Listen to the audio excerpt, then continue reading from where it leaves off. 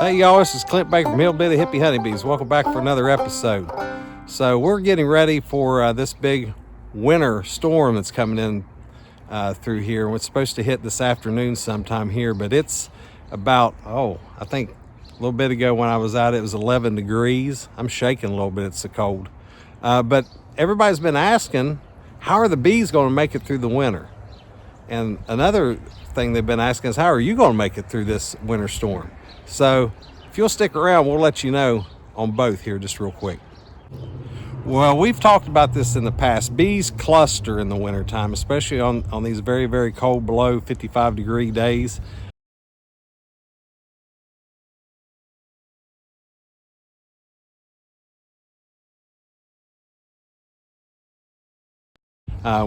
It's actually a little bit better for the bees to have this cold weather where it's constant cold than it is for it to be an up and down, warm, cold, warm weather. They don't eat as much, they don't consume as much, so it's actually better for them to if it stays cooler, and that way they stay in their cluster and they don't eat near as much of their stores that they have stored up, because it is getting close to that time to where, I mean, we're less than 90 days now, probably less than 80 days now out from swarm season, and they're probably getting low in their stores because we went around, checked everything, and we know that they're up in the top of their boxes, and we know that they're getting light, so we know that we're getting ready to have to start doing some supplemental feeding. And I know there's going to be some folks they already have that have said, oh, we don't feed. Okay, that's fine. That's how you do you. All right, but this is how we beekeep. So do what you need to do to keep your bees alive. We usually get about 20%, I'd say, loss at the end of our winter months here in West Virginia with our bees, and so that's pretty good. We expect that. So anything above that, we feel that we're doing a great job at keeping bees. But anyway, so don't break the clusters, don't open the boxes. We don't insulate, as you can see. We feel that they do a great job on their own, so don't do that unless you want to. You can insulate if you want to, but we don't. But just, they're ready. Just leave them alone. You may want to go out after the ice storm goes through and after the snowstorm goes through and clear the fronts of the beehive off. That way they can get in and out when it does start warming up a little bit. But other than that, you don't want to do a whole lot. So that's how they're going to make it through. Now, how are we going to make it through? Here we go. I'm going to show you how we're going to make it through.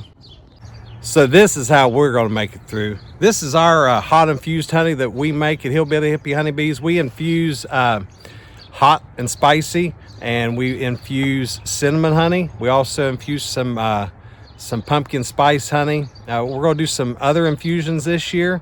Jason, the hippie part of Hillbilly Hippie Honeybees, he's the one who is the mastermind behind all this. But this spicy honey is really good.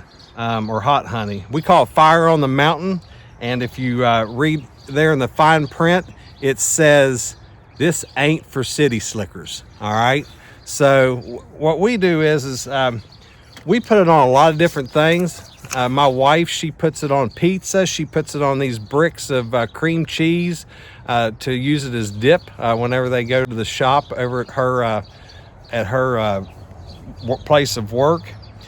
We also put it on like Brussels sprouts when we put those in the oven, and any type of roasted vegetables. We put them on any type of our Mexican or Asian cuisine. It's cold out here, guys. Cuisine.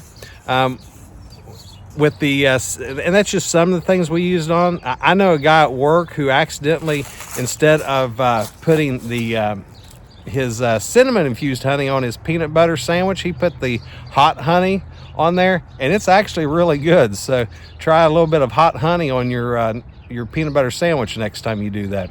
But the cinnamon infused honey, it's nonstop. I mean, you can put it in your coffee, in your tea. You can put it on your peanut butter sandwiches. You can put it on your toast. You can put it on just about anything you would ever want. So that's how we're going to make it through. We're going to keep warm by eating and consuming some of the Fire on the Mountain honey that we infuse. So If you want some, we've got just a little bit of that left, and we don't have any cinnamon left. It's usually the fastest seller, but actually this year this was the fastest seller, and we're on our second batch that we've made. So we won't have any until our spring pull again. But you know, if you want some, comment down below, and comment down below and tell us exactly what you use maybe your hot honey for. What do you put it on? You know, ours isn't the only one out there. It's the best in our opinion, but tell us what you do, how you use your hot honey, your infused honey on yours, and if there's a different type of infused honey that you really like that you all use. So let us know what you think, and stay warm. Just remember, your bees are fine. If they haven't died by now, they probably won't, unless they run out of food stores. But that's just something you got to keep an eye on as a beekeeper. So anyway, God bless all of you. Please keep warm, and you know, stay safe. Stay inside with your loved ones and stay safe. So, well, we'll talk to you later. God bless y'all.